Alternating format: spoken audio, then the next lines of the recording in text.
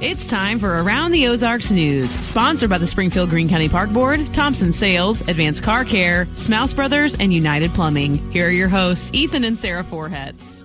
Hello, and happy Thursday. Hope your week is going well. We got one more day to get through, and then it is the weekend. So we're going to start you off with some news on this Thursday. Some very sad news. 2 young children were killed in an early morning house fire in central Polk County. Firefighters were called to a home outside the town of Slagle overnight. That's just north of Brighton, before Bolivar, but still in Polk County. The flames were coming through the roof. A 4-year-old child died at the scene, and a 5-year-old later died at the hospital. Other people who were in the home did get out safely. That home is destroyed. The state fire marshal is looking for the cause. So young. So sad. young. And it's odd also to have a summertime fire. It's usually a winter thing that destroys a house and takes lives. So my friend's house, who burned down last summer, was actually a battery, an overheated what are they called? Lithium ion battery that got overheated in their garage, and it just took off. So, all right. A South Springfield apartment development could soon be headed to voters. Residents of the High Meadow East neighborhood have submitted nearly 1,900 signatures so far in an effort to overturn city council's approval of the complex. It's on South Maryland Avenue. The proposed development would include 182 apartments right by National and Walnut Lawn. The city clerk has now up to 20 days to verify the signatures that were turned in. If enough are valid, the city council must either repeal the rezoning or send the issue to a public vote. Seems like that happens now every time anything happens. It's either going to court or there's a referendum vote or something like that happening. I'm thinking National and Walnut Lawn, like there's not a ton of space right there. You know what I'm saying? Like it's right there where that there's a medical building there, and then there's a roundabout, and it's right at that roundabout. Okay. There's a big open lot. It just, I mean, I know the lot that you speak of. I just don't feel like it's very big, but maybe I'm wrong about that. Well, that's what the residents in that neighborhood are saying. There's too many people in a small amount of space. Okay. A lot of stuff like this to tell you about today, because meanwhile, the future of East Sunshine Street also remains undecided after a lengthy discussion Wednesday before the Missouri Highways and Transportation Commission. So yesterday, a median restricting left turns is being proposed there on Sunshine Street. Some businesses and lawmakers don't like that idea, worried that it's going to hurt businesses along that stretch. The commission has not announced a timeline for a decision. They're concerned about safety. And they say that those left-hand turns lead to T-bone crashes, and they want to do something about that. Okay. The city of Clever will not contract with the Christian County Sheriff's Office for law enforcement services. We told you this could happen. But after weeks of discussion and input from the public, the mayor and board of aldermen announced they will keep the city's independent police department, saying residents made it clear that they value a local force that is directly accountable to the community. The city says it will continue working to improve staffing and retention within the Clever Police Department. Very good. And then another update, a major Interstate 44 improvement project has cleared an important milestone. The Missouri Highways and Transportation Commission has selected the Capital CMT team as the contractor for the next phase of the Forward 44 program. $471 million project includes widening I-44 to 6 lanes through Springfield. You know that's going on. Improving the Highway 13 interchange, which is going to take some work because I think they're getting rid of the diverging diamond there, which was the very first one in the country, by the way. Also some bridge work and pavement upgrades across several counties. Construction is expected to be completed in 2031. So it's going to be a while. That's like too far away to even mention it, because then it's like, oh. Wait a minute, what? Yeah. But that's the whole thing, and parts of it'll be done earlier. Yeah. I-44. Hopefully Okay. it's the part that affects you. Yeah. Big Cedar Lodge has received federal approval to open its Bent Hook Marina and Market to the general public. The marina, located on Table Rock Lake, had previously been limited to resort guests since opening in 2010. Under a new destination resort lease from the Army Corps of Engineers, visitors can now purchase fuel, fishing supplies, food, and other items. Big Cedar officials say the change will expand public access to lake recreation in the Ozarks. Okay. Good. What's really weird about that story?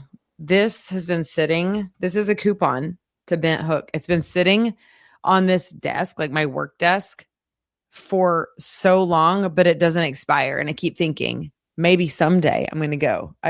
Isn't that right? Where did that come from?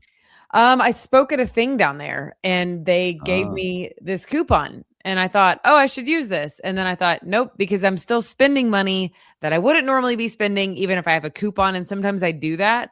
Like if I can get a good deal, sometimes I'll buy something that I don't necessarily even like that I'm going for, What's the deal? What's the coupon? It's 10% off.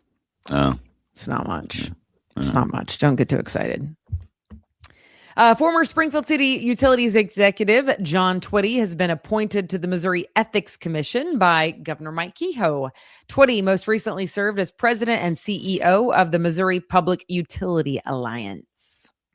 All right. And another move, Jordan Valley Health has promoted Dr. Clint Strong to Chief Medical Officer.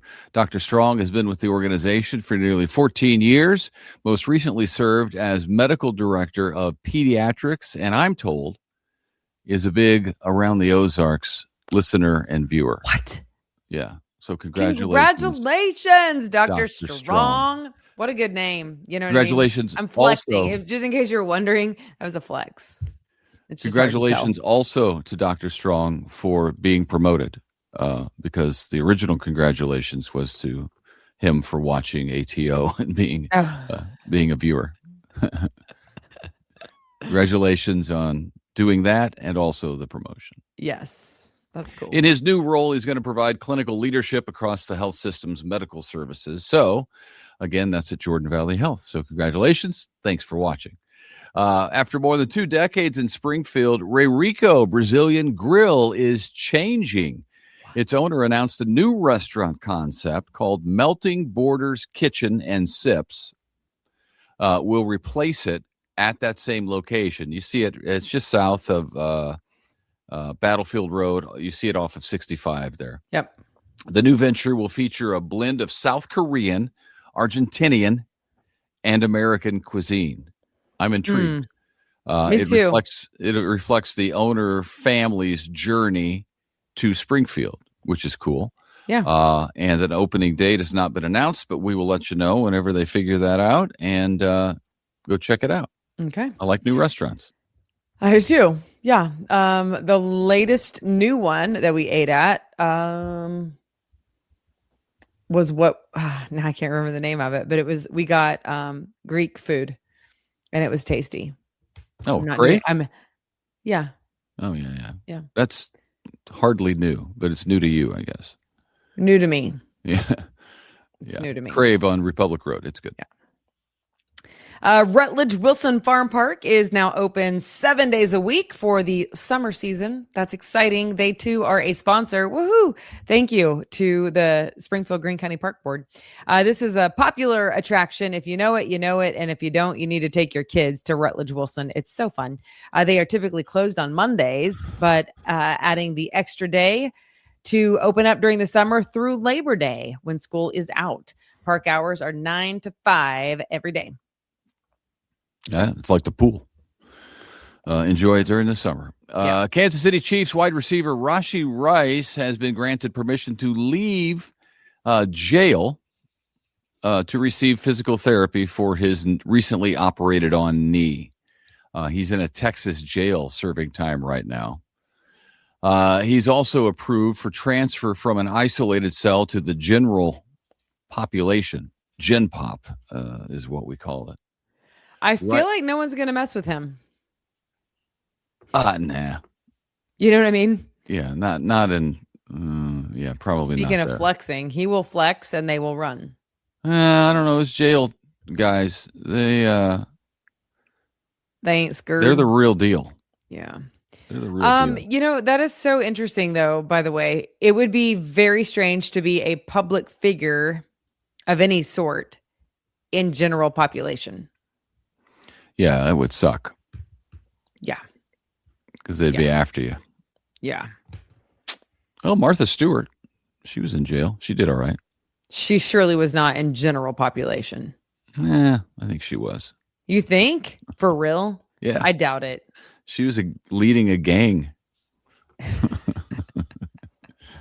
It's funny to think about Martha Stewart. I mean, she's so sweet, right? I feel bad for her, but she seems to be. To think about somebody like Martha Stewart. I used to think Ellen was sweet too, and then all the people who used to work for her came. I was like, what?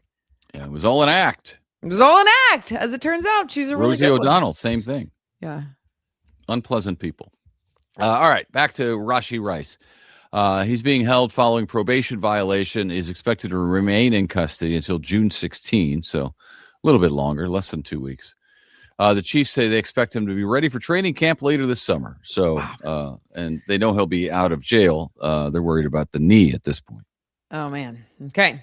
Ford is urging owners of certain Bronco Sport and Maverick models to stop driving their vehicles immediately due to a potential suspension issue. The recall affects more than 4,600 vehicles from the model years 2021 through 2026. So in the last 5 years, Ford says improperly installed front suspension components could lead to a loss of control. That's why we're talking about it, because it's a small number. But man, if that's yours, look out. Yeah. Actually, I have a couple of friends who drive the newer Broncos. They are cute as a button. I'll tell you that much. But this is good information. Dealers will inspect and repair that problem at no cost to owners. So take it in to the dealership. Again, only 4,600 vehicles. But man, if you're driving one of those and the whole thing can shut down and make you lose control, that's a problem. Yeah. Young baseball players have a chance to take the field this weekend at Route 66 Stadium. Used to be called Hammons Field. If you're not familiar with the new name yet, the Springfield Cardinals are hosting their free play ball skills competition on Friday for kids 5 through 12. Participants will compete in hitting, throwing, and running events with a chance to advance to showcase games on Saturday. Advanced registration is required through the Springfield Cardinals website. Good times. Yeah. And then finally, hundreds of vintage and restored trucks from across North America are in Springfield this week for the American Truck Historical Society's 2026 National Convention and Truck Show. Wow, who knew? They really need to work on the title because it's way too long to say. It's not very catchy. It runs through Saturday at the Ozark Empire Fairgrounds, so head out and enjoy that. Visitors can see classic big rigs, not rage trucks, rare trucks, vendor displays, educational programs, and family-friendly activities. The main show is open today and tomorrow from 8 to 5, and then again on Saturday from 8 to 2. All right, there's a lot going on. The Parade of Homes is this weekend. That. First Friday that would be Art right Walk. up Ethan's alley, by the way. First Friday Art Walk is Friday. So a lot going on. You can always check out more of what's going on at aroundtheozarks.com. We have a great events calendar. Check it out and figure something out that you want to do this weekend. All right. Have a good one. We're going to visit some friends at the lake, and I'm excited about that. Yeah, it's going to be great. We never go to the lake, so woohoo! Let's go swimming. All right, we'll see you tomorrow. Have a good one.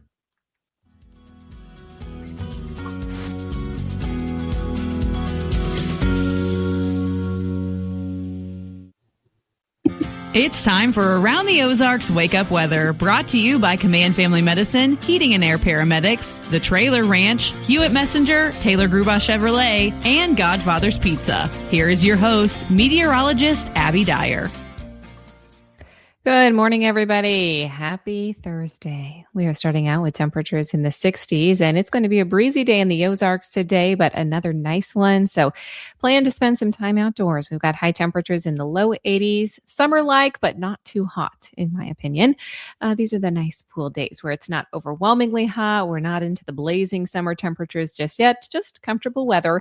And there's a breeze to enjoy today. It's out of the south at 10 to 20 miles per hour. Today also is a dry day in the forecast, and that's one of our headlines. It's the last dry day that you'll see in the 7-day forecast for a while. It doesn't mean that there's not going to be dry time in the next stretch of days. There will be, but we are looking at opportunities for showers and thunderstorms returning in the forecast beginning on Friday and basically lasting for the rest of the week. So enjoy the dry time today. If you got to get something done, I think it's going to be a nice day to do so. The active weather across the country is really through the center part of the country and the western portion of the Rocky Mountain chain. In the East Coast, we've got dry conditions. It's also pretty quiet out on the West Coast today, but we will see some dry time in the Ozarks today before our next batch of showers and thunderstorms build into the region. We've got highs today in the low 80s. I have 82 degrees for that high temperature in Springfield today. We'll see rain and thunderstorm chances begin tomorrow, not early in the day. So I think the first half of Friday will be dry. You can get out and about. The second half is when I'm looking at showers and thunderstorms, and there could be some pockets of locally heavy rainfall. The highest chance of coverage for the afternoon showers on Friday is going to happen probably after 2 or 3 o'clock. There will be potential for localized heavy flooding, so additional chances of rain that come on Saturday and Sunday may lead into that as well. Saturday afternoon, we've got another pretty good chance, about a 60% chance for showers and storms by the time we head into Saturday afternoon also. Now, as I mentioned, these are not total washout type days, but we do have periods of showers and thunderstorms that could carry some locally heavy rain, maybe some gusty winds too. So it's something to keep in mind that we could see some localized flooding over the next several days. If you're planning to head to any of our area lakes or waterways, you're going to have to keep an eye on the sky, have your weather app handy, and make sure you have a way to get those watches and warnings because some rain could fall pretty quickly and it may come a little bit too fast in some regions. Today, I think we're staying dry. We've got a high temperature of 82 degrees. By the time we head into Friday, we'll see that chance for showers and thunderstorms get a whole lot better. Rain chances continue. Not a slam dunk of a rain chance on Saturday. Most of the day is dry, but I can't rule out a little spot shower or storm. And we'll also see those that continue on Sundays, and highs through the time frame will stay in the low to mid 80s. So we're not losing out on temperatures, even though we'll have some additional clouds and rain chances in this forecast. Around the country, there is a large area of high pressure keeping most of the East Coast dry. That's going to be the case for the next couple of days. All of that's happening while unseasonable warmth spreads from the Southwest to the upper Midwest into the mid-Atlantic and Northeast. That happens by Friday, so we should see temperatures turn up a notch a little bit as we head closer to the end of the work week. All right, it's time for that Around the Ozarks Wake Up Weather Brain Twister trivia question for the day. What rare and spectacular optical illusion occurs when sunlight refracts through ice crystals in high-altitude cirrus clouds, creating the appearance of two bright mock suns flanking the real sun? Do you think that is A, St. Elmo's fire, B, sundogs, C, Fata Morgana, or D, green flash? All great names, but the answer is B, sundogs. And I've seen many of these in the Ozarks. They are beautiful. If you look at the sun, you don't know what I'm talking about. It's kind of like, it almost looks like two little rainbows on either side of the sun. They're fantastic to see, and they do often happen, especially when we have those high, thin cirrus clouds up in the air and the light refracts just right. So congrats if B was your guess. Here's the long question for tomorrow. What is the name of the rare, unexplained electrical phenomenon where a glowing spherical object running from the size of a marble to several meters in diameter drifts slowly through the air during a thunderstorm, sometimes even passing through window glass? Do you think that is A, ball lightning, B, heat lightning, C, cat sprites, or D, blue jets? please let me know if you've got a guess. You can do it at the website. It's aroundtheozarks.com. Thanks so much for listening to Around the Ozarks Wake Up Weather today. Look for breezy conditions and high temps in the low 80s. Thanks to our sponsors, Command Family Medicine, Heating and Air Paramedics, The Trailer Ranch, Hewitt Messenger, Taylor Grubaugh Chevrolet, and Godfather's Pizza. Have a great one, everybody. I'll be back to chat with you first thing tomorrow.